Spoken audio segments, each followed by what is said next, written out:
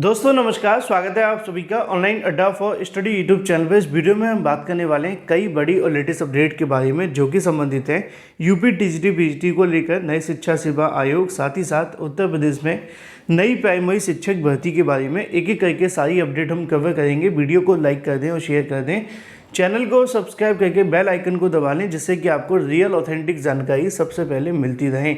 शुरुआत करते हैं सबसे पहली अपडेट को लेकर जो कि संबंधित है।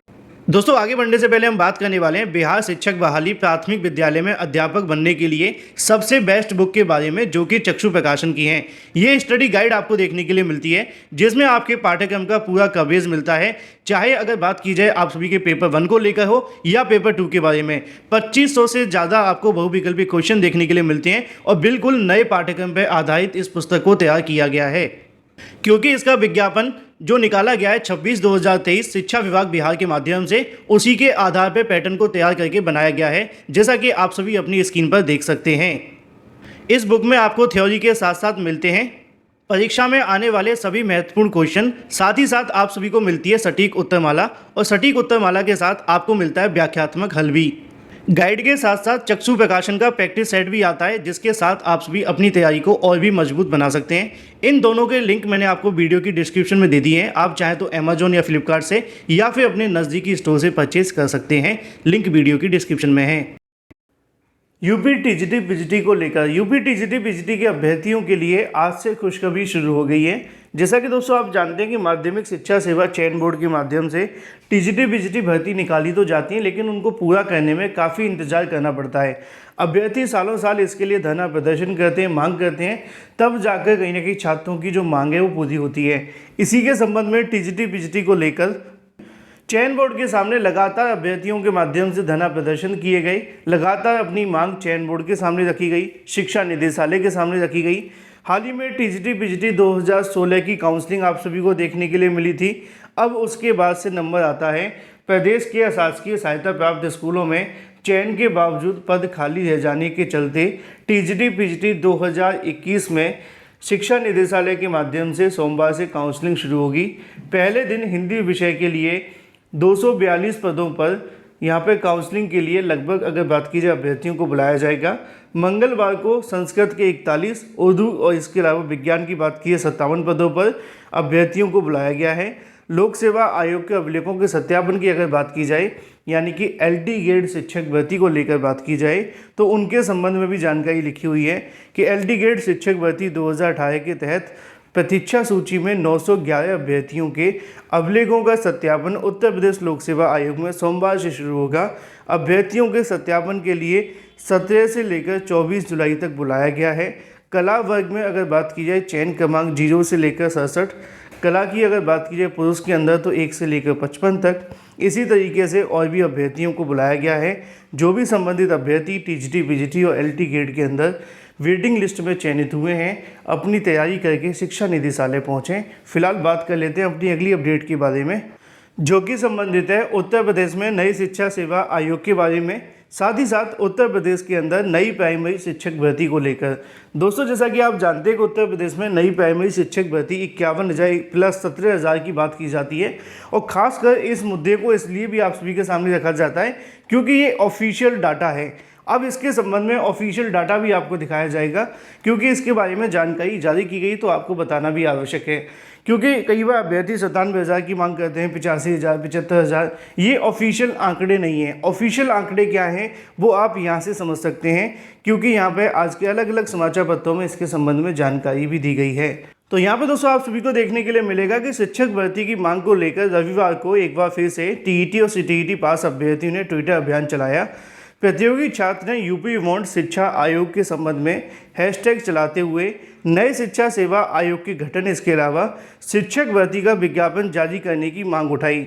रविवार को दोपहर समय 1 बजे की अगर बात की जाए हैशटैग ट्रेंड करने लगा, जैसा कि नीचे लिखा हुआ है। बेरोजगारों का कहना है कि 2018 से भर्ती नहीं निकाली गई है। वर्तमान में ग्रामीण क्षेत्रों में अगर बात की जाए प्राथमिक स्कूलों के 51,112 पद खाली हैं, एकदम ऑफिशियल डाटा, और इसी की जानकारी सरकार ने सुप्रीम कोर्ट में दी थी। 51,112 पद खाली हैं। इसी तरीके से अगर बात की जाए नगरीय क्षेत्र के बारे में, तो यहाँ पे 12,149 पद खाली हैं। नगरीय क्षेत्रों के 12,149 पदों की जानकारी भी आपको विधानसभा के अंदर दी गई थी। इन दोनों को ही मिलाकर आपने देखा होगा 63,000 पदों की जानकारी आपके सामने निकली थी, वो यही डाटा था, है ना। अब जब बात की जाती है नई प्राइमरी शिक्षक भर्ती मांग को लेकर, तो अभ्यर्थी कभी 97,000 मांगने लगते हैं, कोई 80,000 मांगने लगता है, लेकिन ऑफिशियल डाटा क्या है उसके आधार पर मांग की जाए तो सरकार तक मुद्दे सही तरीके से पहुंच पाते हैं। जैसे कि 51,112 पूरे तरीके से ऑफिशियल है, क्योंकि सुप्रीम कोर्ट में सरकार ने बताया था, और ग्रामीण क्षेत्रों के अंदर इतने पद खाली हैं। 12,149 की जगह आप 17,000 को रख सकते हैं। उसकी वजह ये है कि 17,000 शिक्षक भर्ती को लेकर दिसंबर 2019 में, नहीं 2021 की बात है या 22 की है, जो भी होगा आप कंफर्म कर लेना, जो सतीश चंद्र द्विवेदी थे उनके माध्यम से चुनाव से पहले अनाउंसमेंट की गई थी। तो इतने पद खाली थे, है ना। इन पदों को जोड़कर ही भर्ती की बात की गई थी, लेकिन चुनाव के बाद सरकार भूल गई। 17,000 क्यों आया था? क्योंकि 68,500 के जो पद खाली थे उनको जोड़कर यहाँ पे बात की जा रही थी। तो यहाँ पे लिखा हुआ है कि सरकार भर्ती नहीं निकाल रही है। डीएलएड बीटीसी संघ के अभ्यर्थियों के माध्यम से जुलाई के अंत तक सोशल मीडिया के माध्यम से प्राथमिक शिक्षक भर्ती विज्ञापन जारी करने की मांग करेंगे। अगर सकारात्मक परिणाम नहीं मिले तो फिर अभ्यर्थियों के माध्यम से विधानसभा और मुख्यमंत्री आवास घेराव करने की चेतावनी दी गई। अभियान के अंदर तमाम ये अभ्यर्थी सम्मिलित हुए, जैसा कि नाम लिखा हुआ है। चलिए बात कर लेते हैं अपनी अगली अपडेट के बारे में, जो कि संबंधित है 69,000 शिक्षक भर्ती को लेकर। 69,000 शिक्षक भर्ती में आरक्षण घोटाले को लेकर आप जानते हैं कि लगातार मामले अभी न्यायालय में चल रहे हैं। सिंगल बेंच के आदेश के बाद से अभी तक सरकार ने कोई प्रोसेस शुरू नहीं किया। हालांकि ये मामला डबल बेंच में भी जा चुका है। 69,000 शिक्षक भर्ती में आरक्षण पीड़ितों ने 69,000 पदों पर आरक्षण में गड़बड़ी का आरोप लगाते हुए उसे दूर कर नियुक्ति की मांग उठाई है। इलाहाबाद हाईकोर्ट की लखनऊ बेंच में इस मामले को लेकर सोमवार को सुनवाई प्रस्तावित है।